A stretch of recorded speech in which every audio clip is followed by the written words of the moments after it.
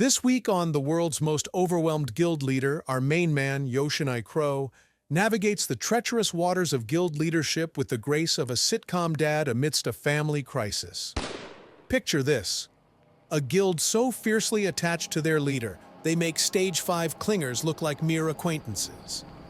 From Fell's knife-wielding pledge of loyalty to Yumaluma's tearful tantrums and Alicia's fiery declaration of marital intentions, Crow's life is less about dungeon quests and more about managing an avalanche of unbridled affection and dramatic love declarations. As the plot thickens with rivalry, jealousy, and a questionable offer of polygamy, Crow's own insecurities peek through the cracks of his charismatic facade, revealing a man struggling with his self-worth and leadership role. Amidst promises of loyalty and proposals of marriage, our guild leader finds himself ensnared in a web of love, loyalty, and a little too much attention. Stay tuned to see if Crow can find a way to balance the scales of leadership and personal space, in a world where being adored by your guildmates feels more like a full-time job in crisis management. Imagine Crow, Alma, and Lafia striding into a dungeon like they're about to star in the latest action-packed blockbuster.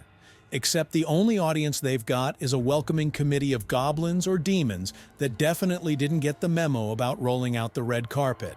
Breaking the eerie silence, Alma steps up ready to showcase her inner action hero and is like, "Watch me, Crow-san."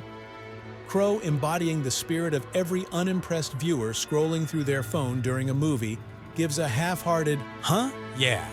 It's the enthusiasm equivalent of a limp handshake. Then Alma goes full beast mode, blitzing through these demon goblins as if she's reenacting her favorite anime battle scene.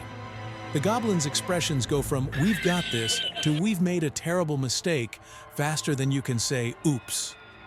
Alma, riding high on her victory, throws out a "witness the greatness of Alma-chan," looking as smug as a cat who got the cream. But then Crow, ever the realist, points out that two goblins decided to nope right out of there, deflating Alma's victory balloon. Her "oh no" is the perfect mix of surprise and "I can't believe I missed that," like someone realizing they forgot to hit send on an important email. And then, out of nowhere, a scream echoes from off-screen, adding a pinch of "what the heck is happening now?" to the whole chaotic recipe. It's like the dungeon decided to throw in a plot twist just when you thought the show was over. So, after Alma's grand demon-slaying spectacle gets a tiny bit tarnished because a couple of goblins made a break for it, Lafia steps into the spotlight. She casually mentions, "It's okay, Crow-sama, Alma. I took care of the goblins that escaped," all while sporting a bloody sword and standing triumphantly over the two now very dead goblins.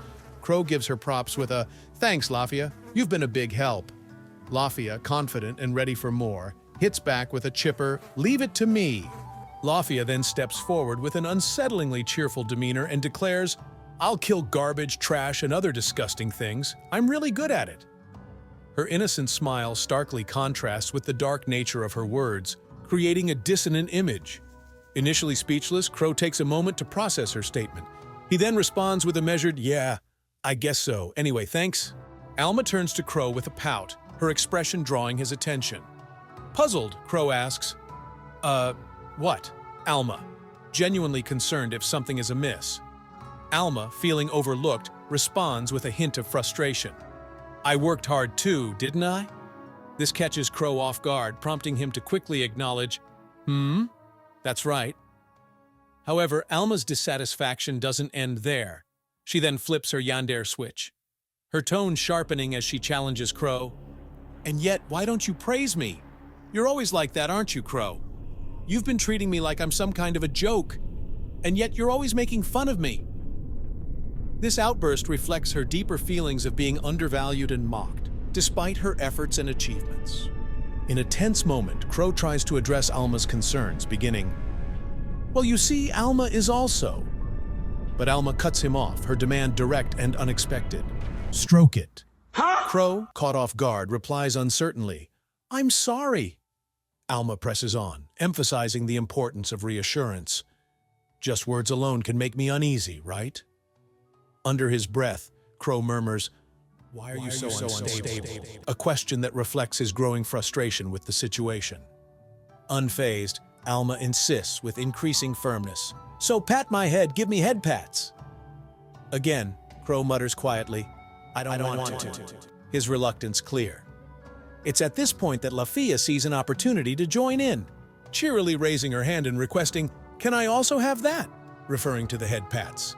Faced with this surreal turn of events, Crow responds to both with a dose of reality, reminding them, "Do both of you understand that we are inside of a dungeon?"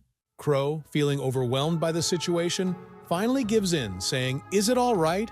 If you want it, then let me pat both of your heads."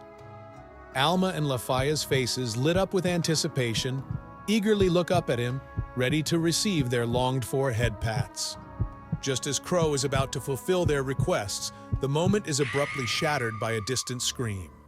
Lafia reacts with a startled, "No way!" and Alma adds, "Scream! It's a woman's scream." This unexpected interruption shifts the mood instantly from playful to urgent.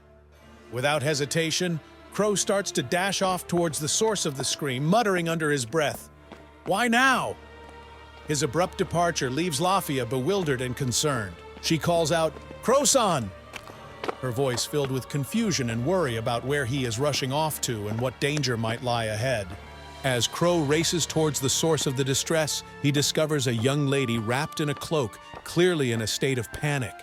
Between breaths of terror, she pleads, "Help me! Please help me! I'm being attacked by goblins! Even my companions! Everyone is being attacked by them!" Her words tumble out in a frantic cascade, painting a scene of chaos and danger. Crow, ever the protector, responds with a reassuring presence. Stepping closer, he offers comfort with a steady voice. "It's okay, so calm down now." His words aim to soothe her fears, providing a moment of peace amidst the turmoil. Crow, assessing the situation with the urgency it demands, quickly reassures the young lady. "I came as an adventurer in response to the guild request. It's all right, I will take you back to the town," he tells her, signaling not just his intention to help, but also his capability and preparedness.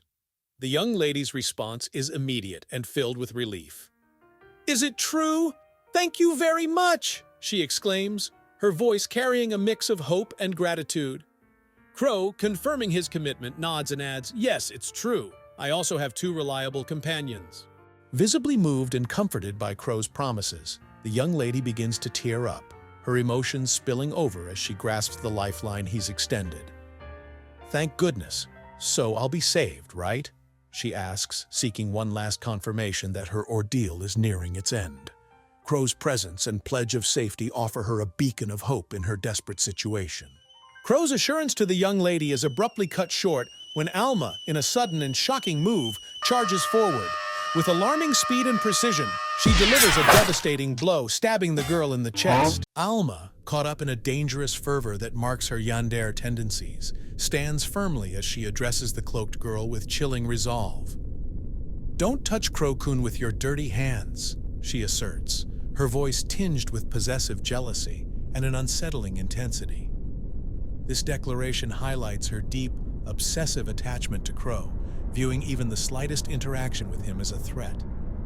After delivering her harsh statement, Alma pulls the weapon out, leaving the wounded girl in the cloak to utter a bewildered and pained "Why?" Her confusion and agony are palpable as she struggles to comprehend the violent reaction to her plea for help, turning what was a moment of potential rescue into a grim tableau of betrayal and misunderstanding. Alma's demeanor grows increasingly sinister as she confronts the injured young girl, whose confusion and fear intensify with each word. Alma's voice drips with disdain and disbelief as she says, "What? Is it possible that you think I will help you?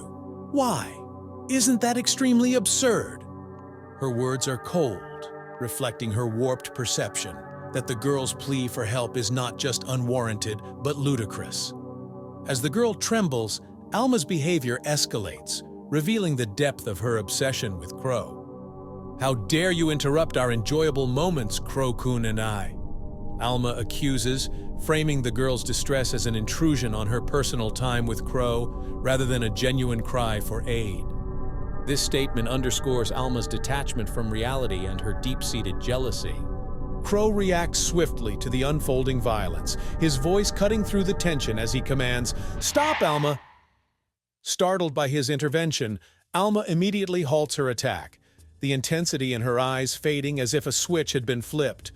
Turning to Crow with a confused and almost innocent expression, she utters, "Crow-kun!" her tone seeking explanation for his interruption, unable to understand why he would stop her protective actions.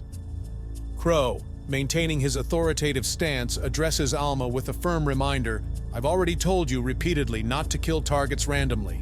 We are adventurers, not killers." Turning his attention to the young girl on the floor, Crow reveals a deeper strategy behind his actions. "I'm sorry, I just pretended to fall into your trap because I wanted to resolve it peacefully," he confesses, indicating that he had been aware of a potential deceit all along. His question to the girl, "Do you also hunt other adventurers in the same way?"